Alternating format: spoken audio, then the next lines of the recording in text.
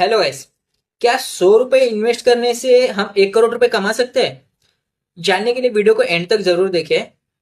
100 rupees अगर हम daily SIP में इन्वेस्टमेंट करते हैं तो मंथली बेसिस पे हमारा इन्वेस्टमेंट है 3000 का। ठीक है। अभी यही 3000 अगर हम ईयरली बेसिस पे कैलकुलेट करें तो हमारा एसआईपी में इन्वेस्टमेंट होता है ऑलमोस्ट 36,000 का। ठीक है। अगर ईयरली बेसिस पे हमें 15% तक का की भी एसआईपी के थ्रू रिटर्न जनरेट होते हैं तो भी अगर हम अगले 25 ईयर्स तक अगर ये एसआईपी कंटिन्यू करते हैं तो हमारा return on investment with profit almost 98 lakh rupees तक का जनरेट होता है, मतलब ऑलमोस्ट 1 करोड़ रुपीज। ठीक है। तो जो 1 करोड़ रुपए हम एसआईपी से विड्रॉ करेंगे वो 1 करोड़ रुपए हम एचडब्ल्यूपी में इन्वेस्टमेंट करते हैं। अभी एचडब्ल्यूपी में इन्वेस्टमेंट करने के बाद अगर हम मंथली बेसिस पे 1 लाख रुपीज का भी विड्रॉल लेते हैं तो वो 1 लाख रुपीज अगर हम ईयरली कैलकुलेट करेंगे तो 12 लाख रुपीज हमारा ईयरली बेसिस पे इनकम जनरेट हो जाएगा। ठीक है। ये होगा सेकेंडरी पार्ट। अभी इसमें प्राइमरी पार्ट देखते हैं। हम जो एक एक करोड़ रुपए एचडब्ल्यू पे इन्वेस्टमेंट कर रहे हैं हमें उसके ऊपर भी रिटर्न मिलेंगे।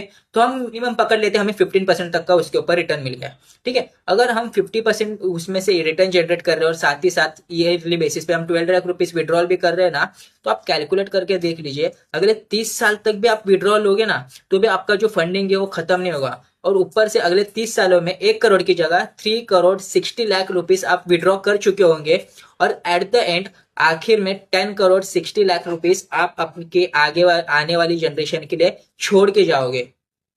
सो एसआईपी में अगले 25 साल तक इन्वेस्टमेंट करने के बाद आगे के जो 30 साल रहेंगे आप आराम से अर्निंग बैठे बैठे जनरेट कर सकते हो। बट हाँ, एक बात इसमें है, ये जो इन्वेस्टमेंट स्ट्रक्चर है लॉन्ग टर्म बेसिस पे, तो इसमें पेशेंस लगेंगे। बट डेफिनेटली आप एक बार सोच के देखिए, 100 रुपीज डेली इन्वेस्टमेंट करने से अगले 25 सालों के बाद आप आपके आगे के 30 साल सिक्योर कर सकते हो। तो एक बार इसके ऊपर सोचिए और अगर कोई डाउट रहेगा तो कमेंट बॉक्स में पूछ लीजिए, मैं जरूर रिप्लाई करूंगा। Thank you.